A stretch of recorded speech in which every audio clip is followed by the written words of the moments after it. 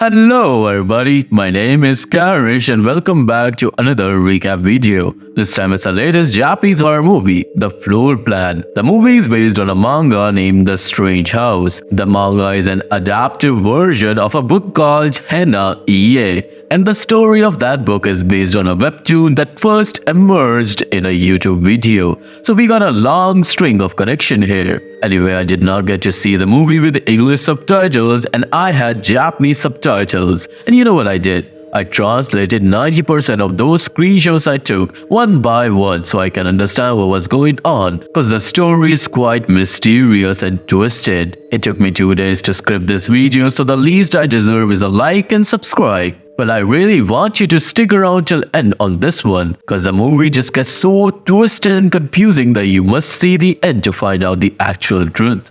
With that said, sit back and relax as I recap The Floor Plan. So the movie begins with the actual YouTube video from where the story originated. We're shown a floor plan, and while it looks pretty basic at first glance, there's something unusual about it. In the middle of the house, there's a small space between walls, but here's the catch. There's no way to actually get inside this tiny room from anywhere else in this house. Now, Rainhole is a YouTuber who checked out this mysterious floor plan. Rainhole was actually the first YouTuber to make a video on this specific floor plan, and after his video, a bunch of books and other media were made about it. Overnight, the mystery behind this floor plan became famous all over Japan. We get to see the original video from the YouTuber, and then the scene shifts to that hidden closed-off space in the house where, oddly enough, someone seems to be trapped. Soon after, we meet a guy named Amemiya who plays the role of Rainhole, the YouTuber in this movie.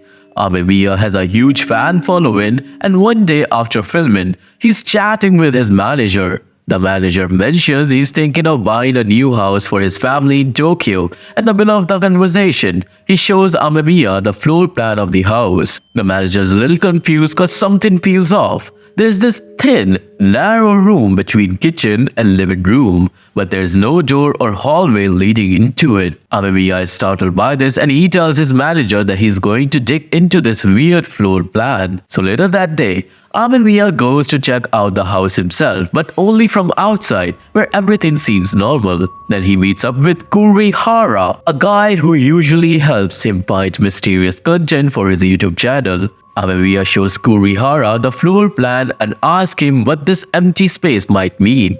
Kurihara studies it and explains that this hidden area is built around some commonly unused walls in the house, which probably makes it crucial to the house's structure. Maybe a corpse is hidden there, but then again, if that were the case, it's likely wouldn't be a part of the floor plan. As they keep examining it, both of them start feeling strange, almost like just looking at the floor plan is somehow cursed. The more they stare at it, the more eerie details they notice. For example, there's the children's room right in the center, and the staircase to the second floor is located within another room, which gives the impression that the house is designed to hide the fact that children are even there. It feels less like a home and more like a prison. They conclude that whoever lived in this house before must have been trying to hide their children from the outside world. But why is the real mystery? Amemiya starts imagining that maybe the children were mistreated in this house, which really unsettles him. Since this is a perfect topic for a YouTube mystery video, Amemiya decides to go back to the house and film a bit more.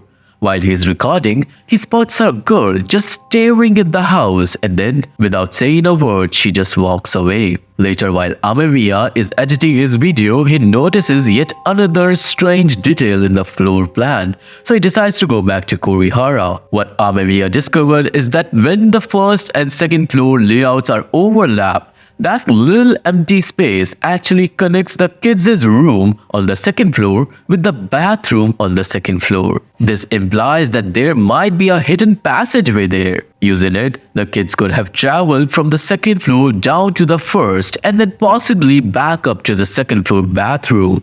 It makes him wonder if the children were kept from leaving the room. But what kind of parents would do something like that? Alright, now this is where the imagination kicks in. Kurihara asks Amamiya to imagine this. Suppose you're invited into that house and the couple who locked their child away decides that they don't like you. Suddenly they give a signal and their child sneaks out from their secret passageway and catches you off guard in the bathroom and then kills you. At this point, Kurihara and Amamiya are convinced that something horrifying happened in that house, and they even find a small hole in the floor plan, likely used to carry bodies out of the house. Then Amamiya gets a call from his manager who tells him that he's decided not to buy the house after all, because he sensed something wasn't right there. Afterward, Kurihara and Amamiya dive deeper into the research, and they came across a shocking news. Years ago, in the forest near that house, several dismembered bodies were found. The killer was never caught, which makes Kurihara and Amamiya feel like they might have stumbled onto a huge unsolved mystery case. The next day, Amamiya uploads a video about the house on YouTube. Not long after it goes live, he gets a message from someone saying, "I might know the truth about that house." He arranges to meet this person, who turns out to be Yuzuki, the same girl who had been staring at the house earlier. Amamiya starts interviewing Yuzuki, who tells him that the owner of that house might have murdered her husband. She then pulls out a photo of her late husband, Kyoichi. Yuzuki explains that Kyoichi had gone to that house to meet some people one day, but he never returned. Years passed and eventually a body was found on a nearby mountain. It was Koichi's. But here's the disturbing part. After killing him, someone had cut off his left hand. Once again, the police never found the killer. Yuzuki had done some research herself and had gone through floor plans of houses in her area. She finally came across one in Saitama that caught Amamiya's attention as well. It had something just as strange as the house from Tokyo. Soon after, Kurihara studied the new floor plan, and sure enough, this house had the same spaces designed to lock children away. But there was something even more unsettling here. Outside the living room's window, instead of a yard, there was a triangular room that blocked any sunlight from entering the house. Plus, there was another empty area in the plan, which likely meant there was a secret underground space, possibly where more bodies could be buried, according to Kurihara's theory. Their investigation was far from over, and now Yuzuki was on board too. But later that evening, Aoya goes home and starts editing his footage, when suddenly, his computer glitches. The lights go out and strange noises starts coming from his house. When he checks, someone lunges out from the darkness and slashes his throat. Thankfully, the cut isn't deep, but Amamiya was truly terrified. Then a small, evil girl appears, looking horrifyingly creepy. She pushes him down and attacks him until he passes out from blood loss. Kurihara arrives a bit later and wakes up Amamiya and puts bandages to his wounds. He also tells Amamiya that he found their manager passed out in the hallway, and the manager's condition was even far worse and evil. Now, before the manager leaves, he tells Kurihara and Amamiya that he wants no part in this case anymore. It's clear that whoever is behind this mystery probably orchestrated the entire attack. But despite the danger, Amamiya realizes that this story can be a gold mine. The next day, Amamiya takes Yuzuki with him, and they head to the house that the manager was planning to buy.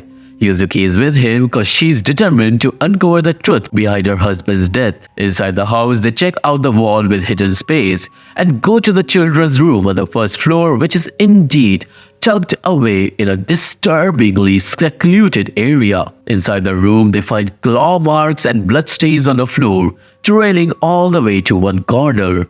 Just as Kurihara had suspected, in that corner they uncover a hidden passage, likely leading from the first floor to the bathroom. Then Amamiya gets a call from Kurihara, who has been researching more about Kyoichi, and now a shocking revelation is revealed.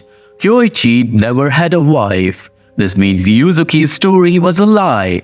Kurihara wants Amamiya to get out of the house immediately, but Yuzuki suddenly disappears.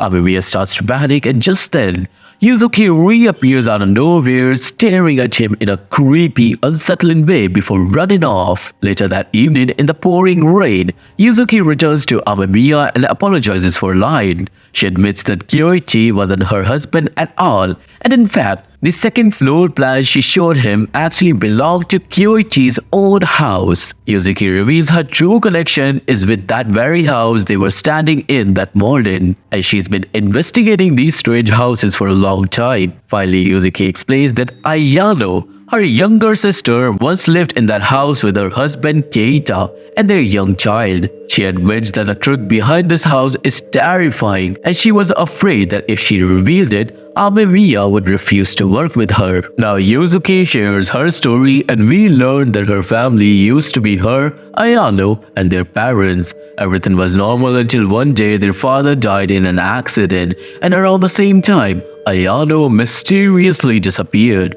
Yuzuki's mother refused to even acknowledge Ayano as her daughter after that, and shortly afterward, a man named Seiji started visiting their house every day. Out of fear, Yuzuki eventually left home and has been living alone ever since. But just 6 months ago, Ayano called Yuzuki, and they finally met again. By that time, Ayano had married a man named Keita, and they even had a child together. While they were talking that day, Ayano suddenly saw a car approaching, and she seemed terrified. She went into that car with her family, but before leaving, she handed Yuzuki two addresses, both of which correspond to the strange houses Yuzuki and Amemiya are investigating. Apparently, Ayano had both houses built, and she moved from Saitama to Tokyo long time ago, and the Saitama house was sold to Kyoichi. Yuzuki now believes someone has been stalking her for the past 6 months, which is why she came to Amemiya for help.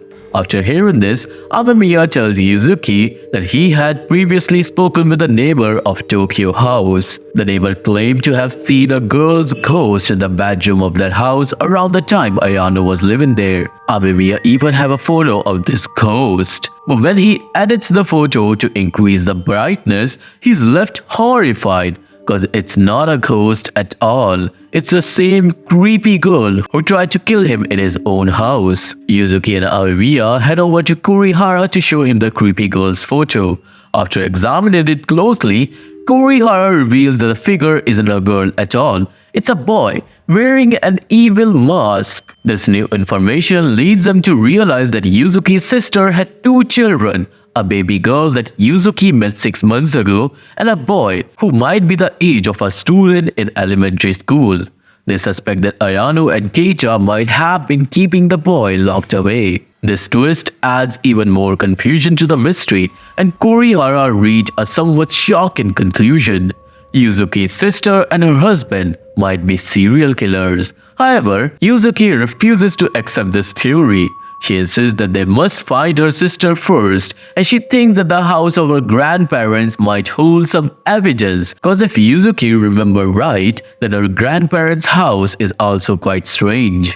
Using Yuzuki's memories, they create a map of grandparents' home, which is indeed strange. It is designed so that the rooms are oddly positioned with no windows anywhere. Now, if anyone knows about the truth of that place, it would be Yuzuki's mother, Yoshie. The 3 of them then go to see Yoshie, and she is happy to see her daughter. But when Yuzuki asks about Ayano, Yoshie clams up and goes silent when the grandparents are mentioned. When Yuzuki forced her mother to answer, Yoshie shouts and tells her to forget about her sister. But eventually, Yoshie gives in and shows her daughter a diary belonging to Yuzuki's father, filled with bizarre scribbles. Yoshie insists that there was no accident involving her husband and warns them that Yuzuki's father's parents are insane and their house is cursed. She tells Yuzuki to forget about her sister and leave before something bad happens. After this encounter, Yuzuki feels even more confused than ever. The 3 reluctantly leave, and Yuzuki thinks maybe she should listen to her mother, but Amemiya encourages her not to give up on finding her sister. Yuzuki then decides to take Amemiya with her to her grandparents' house.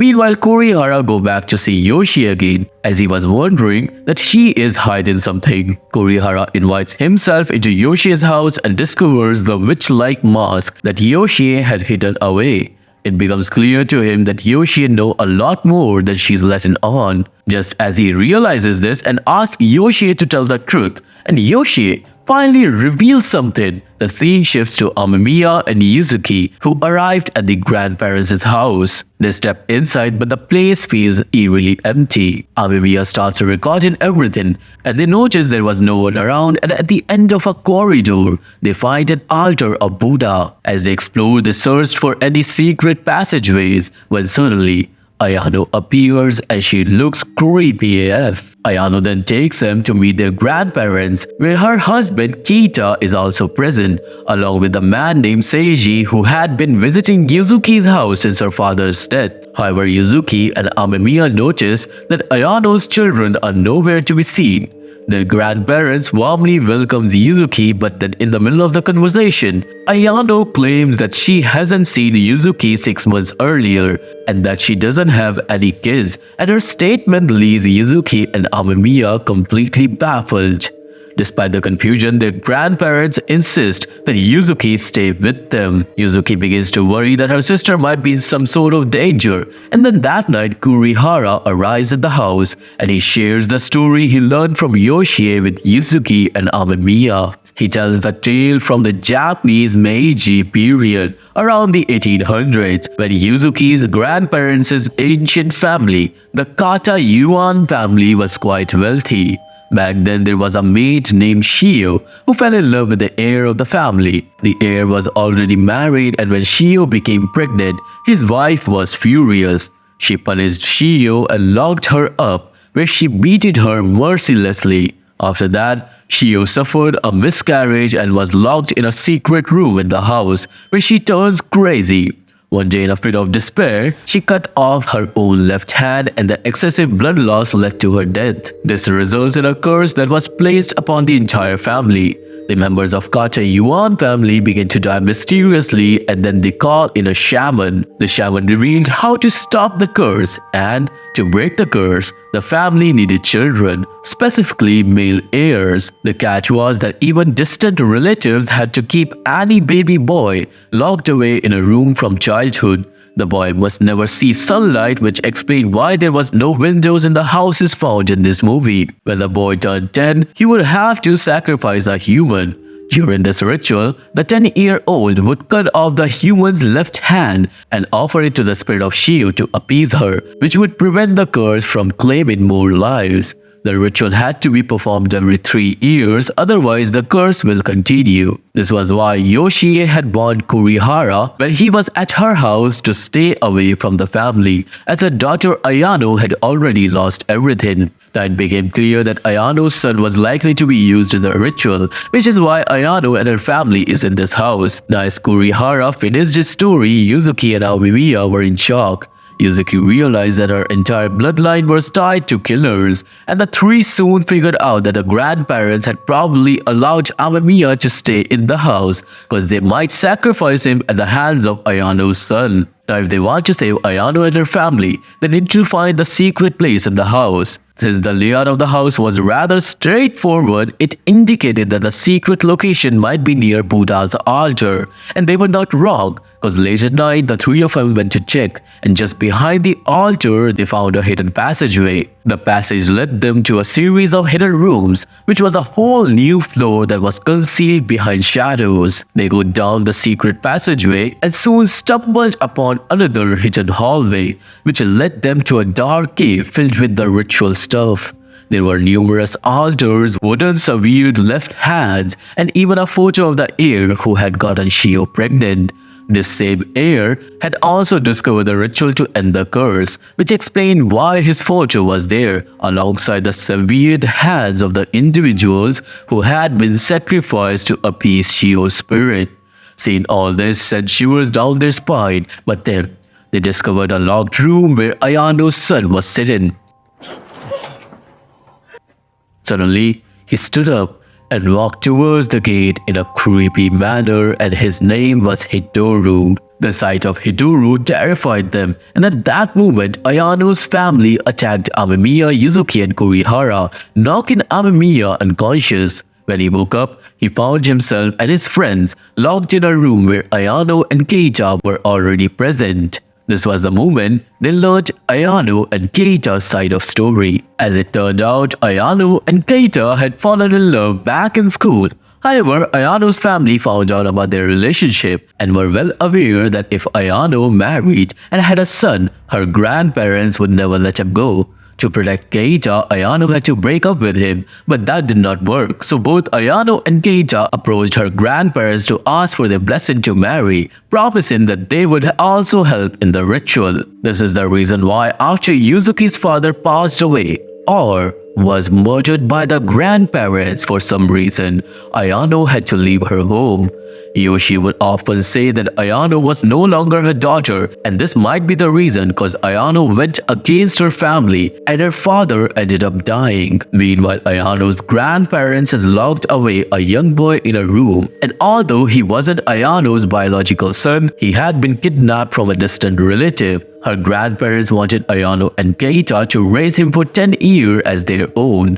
This boy grew up to be Hitoru, and Ayano and Keita wanted to give him a good life, but their grandparents' influence prevented them from doing so. For his entire life, they kept Hitoru in darkness, and when he turned 10, the grandparents kidnapped everyone and brought him back to this house. This all happened 6 months ago, which is why Ayano had given her sister that clue.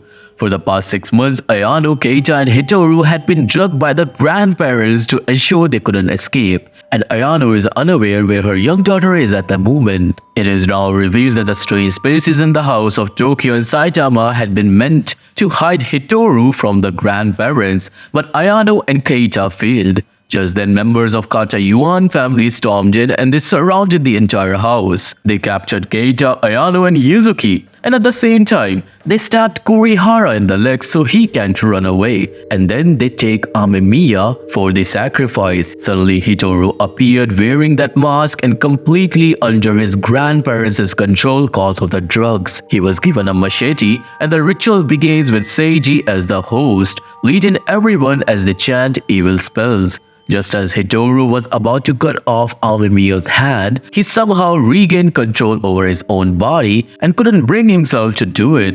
At that moment, Keita pushed a family member away and started fighting back to save his son. A brawl broke out in the chaotic setting, during which an altar fell on top of the grandfather. Ayano also found her young daughter locked away in the same spot and she managed to rescue her. Everyone fled from that demonic place, but one family member attacked Keita. Keita fight back and tell others to leave, but a fire broke out at that time. Everyone left Keita behind to escape because it was the only way, but they all crossed paths with the grandmother in the tunnel, who was holding a chainsaw and she lunged at Kurihara. Fortunately, Kurihara ducked and the chainsaw got stuck in a rock, giving everyone a chance to run. Just as they were about to exit near Buddha altar, a group of family members stormed in, surrounding them from all sides. However, before anyone can find them, Amemiya, Kurihara, Yuzuki, Ayano and her 2 children hid inside a closet. But Seiji soon found them. Seiji attacked Amemiya with a machete and a gun, injuring him severely. He then pinned Amemiya down and held the gun to his mouth. Amemiya tried to explain that the family is insane and there was no curse,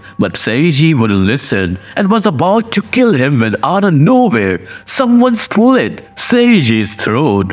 Now you'll be shocked to find out that it was the grandfather who did it. He then cut off Seiji's hand and took it back to the altar, preparing to offer it to appease Shio's curse. Actually, you see, the grandfather did that and I believe he realized his ritual had failed and that Hitoru wouldn't be able to make the sacrifice. However, he felt compelled to keep the curse at bay. So in the end, he killed Seiji and took his hand, ensuring that at least someone's hand would be offered to keep the curse silent. After this, everyone ran away from that home into the woods, and as they reached a road, they found Yoshi, who had come to rescue her daughters. She led everyone back to home, and on their way, they saw that the grandparents' house was completely engulfed in flames, meaning that both the grandparents and Keita might have perished in that fire. Finally, everything seemed okay and Ayano removed the mask from Hitoru's face, allowing him to see sunlight for the first time in his life, but he was heartbroken because his father had died. This incident made the news and in the end, Ayano gave an interview for Amemiya's video and she reveals another mystery.